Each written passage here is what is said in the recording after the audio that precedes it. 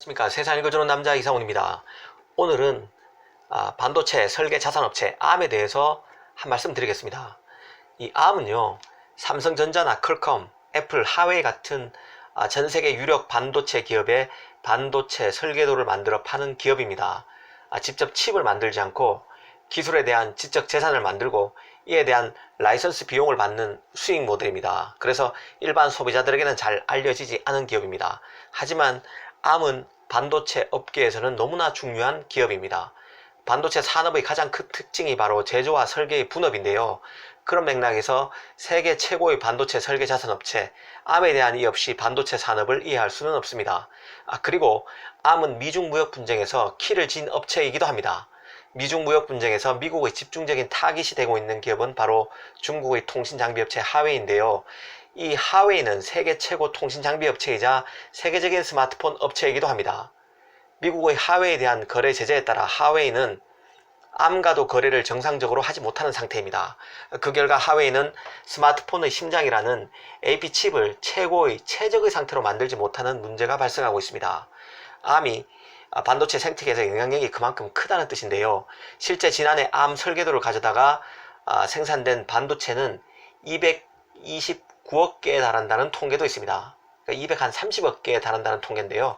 그런 만큼 Arm이 어떤 회사이기에 복잡하게 맞물려 있는 스마트폰 생태계에서 최고의 반도체 기업 중 하나로 자리매김했는지 살펴보는 것은 유익할 듯 싶습니다. 일단 Arm의 정체성부터 살펴볼 필요가 있습니다. 정체성은 Arm의 별칭에 잘 나타납니다. Arm은 흔히 반도체 기업을 위한 도서관, 반도체 산업의 산소, 팹리스를 위한 팹리스, 이렇게 불립니다. 이 별칭을 보면요, Arm은 근간이 되는 기업, 꼭 필요한 산소 같은 존재같이 여겨지는데요. 또 도서관으로 불리는 것으로 봐서 지적 재산권과 연관이 있을 것 같고 우리가 필요한 정보를 구할 때 반드시 필요한 존재 같은 느낌을 줍니다. 이런 것을 염두에 두고 Arm을 한번 볼 필요가 있습니다. 우선 Arm은 반도체를 파는 플레이어가 아닙니다. 또 칩을 설계해서 파운드리의 위탁 제조를 맡기는 일반적인 팹리스도 아닙니다. Arm은 반도체 설계 자산이죠. IP라고 불리는 설계 자산을 파는 업체입니다. 설계를 하는데 필요한 설계도를 미리미리 만들어 뒀다가 이를 팹리스에 파는 기업이란 뜻입니다. 팹리스라고 모든 것을 스스로 설계하는 것은 아니죠. 이 반도체가 매력적인 이유는요, 뒤늦게 뛰어든 기업이라도 이 Arm과 같은 회사가 있기 때문에 기술이 딸리는 부분의 설계도는 Arm에게 사서 설계도를 완성할 수 있다는 뜻입니다. 그러니까 반도체가 만만해 보일 수도 있다는 뜻입니다. 물론 메모리 같은 장치 산업 쪽은 그렇지 않지만 팹리스 같은 부분은 후발주자도 얼마든지 뒤늦게라도 뛰어들 수 있다는 뜻입니다. 중국의 팹리스인 SMIC죠. 그리고 하웨이 자회사 하이실리콘 같은 기업들은 짧은 업력에도 불구하고 팹리스 시장에서 크게 성장했는데요. 이 이유는 다 Arm 같은 회사가 있었기 때문에 가능했습니다. 설계 능력이 탁월한 퀄컴, 인텔, 삼성 같은 기업도 이 Arm의 설계 자산을 많이 활용하고 있는데요.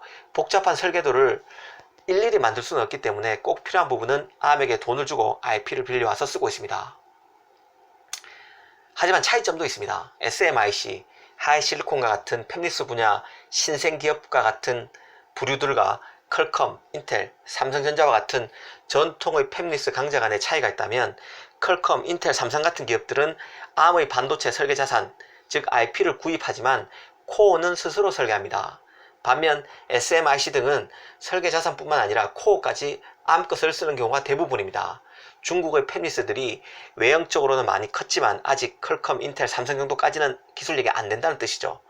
Arm 입장에서는 코어까지 맡기는 중국의 팹리스가 더 좋은 고객이겠죠. 더 많은 돈을 줘야 되니까요. 여기서 우리는 Arm의 비즈니스 공식을 알 수 있습니다. Arm의 수익을 간단히 공식화하면 이렇게 볼 수 있습니다. 판매한 칩의 개수 곱하기 라이선스 비용, 이렇게 보면 됩니다. 이 Arm이 크게 주목받았던 때가 바로 손정희 일본 소프트뱅크 회장이 2016년 인수할 때였는데요. 당시 손 회장은 Arm을 320억 달러, 하나로는 무려 38조 원입니다. 이 어마어마한 금액을 주고 인수했는데요. 손정희 회장은 Arm을 인수하면서 기자간담회를 통해서 이렇게 말했습니다. 바둑으로 치면 50수 앞을 내다보고 인생 최대의 배팅을 했다고 말했습니다. ARM은 확실히 모바일 시대에 능동적 대응을 못했던 인텔의 빈틈을 비집고 들어와서 모바일 기기의 주도권을 쥔 반도체 강자 중 하나로 성장했습니다. 이 ARM의 그 성장 스토리를 알려면요, 일단 반도체 산업에서 제조는 하지 않고 설계만 하는 독특한 비즈니스 모델인 팹리스 기업이 생기게 된 배경을 살펴볼 필요가 있습니다. 반도체는 대형 투자 업종입니다. 투자에 어마어마한 비용이 듭니다. 미세 공정으로 가면 투자 비용은 더 커지게 되죠.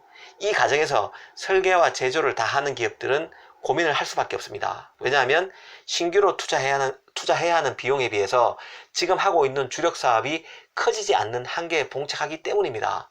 처음에는 뭐 사람도 자르고 해서 어떻게든 버티겠죠. 하지만 그런 기업들도 결국에는 자신의 공장을 포기하고 오로지 핵심 설계 인력과 자신이 과거에 설계해둔 반도체 IP만을 유지하는 그런 기업이 나타나게 됩니다. 즉 기존 제조 설비를 팔고 핵심 두뇌만 남는 기업이 생긴다는 뜻이죠. 이들이 바로 디자인 하우스라고 불리는 팹리스들입니다. 이렇게 팹리스 기업들이 생겼고, 이런 팹리스가 무수히 발생하면서 팹리스의 필요에 따라서 ARM과 같이 팹리스를 대상으로 반도체 IP를 파는 기업이 생기게 됐습니다. ARM은 이런 배경에서 탄생했고 성장해 왔던 것입니다. 이 모바일 생태계에서 AP 칩으로 반도체 분야 최고 기업 중 하나로 성장한 이 ARM에게도 고민은 있습니다. 바로 스마트폰 시장이 포화 상태에 이르고 있다는 점 때문인데요. 지난해부터는 이미 스마트폰 출하량마저 감소하고 있습니다. 더구나 스마트폰 시장에서 퀄컴, 삼성처럼 AP 대부분을 스스로 설계하는 회사가 시장을 장악하고 있습니다. 이는 달리 말하면 이 VIP 고객은 아니죠. ARM 입장에서는 대부분을 스스로 만드니까요. 좀 전에 말씀드렸던 대로 SMIC처럼 반도체 설계 자산뿐만 아니라 코어까지 ARM에 맡겨야지 상당히 ARM 입장에서는 많은 돈을 벌 수 있는데, 삼성이나 퀄컴은 대부분을 스스로 만듭니다. AP 일부만 빌리고 있죠. AP 칩에서 일부만 반도체 설계 자산을 빌리고 있습니다. 코어는 직접 다 만들고 있습니다. 결국 스마트폰 출하량도 줄어들고 코어 설계도 안 하는 퀄컴, 삼성이 AP 칩의 대세를 장악하면서 결국 ARM의 실적도 점점 하향 곡선을 탈 가능성이 커진다는 뜻입니다. 그렇게 되니까 ARM 입장에서는 새로운 시장을 찾아야만 하겠죠. 고민이 클 수밖에 없습니다. 더구나 스마트폰 시장에서 절대적인 영향력을 ARM이 발휘하고 있는 것과 달리 서버 시장에서는 인텔의 영향력 때문에 힘을 못 쓰는 상황입니다. 지금 사업 다각화와 관련해서 ARM이 수년 동안 바짝 주력하고 있는 분야가 바로 자율주행차 솔루션 시장인데요. ARM이 자동차 반도체 시장에 뛰어든 것만도 1996년입니다. 참 일찍 또 뛰어들었죠. 그만큼 설계자산 분야에서는 1등 기업입니다. 그만큼 미래 진로에 대한 고민도 일찌감치 해왔다는 뜻이죠.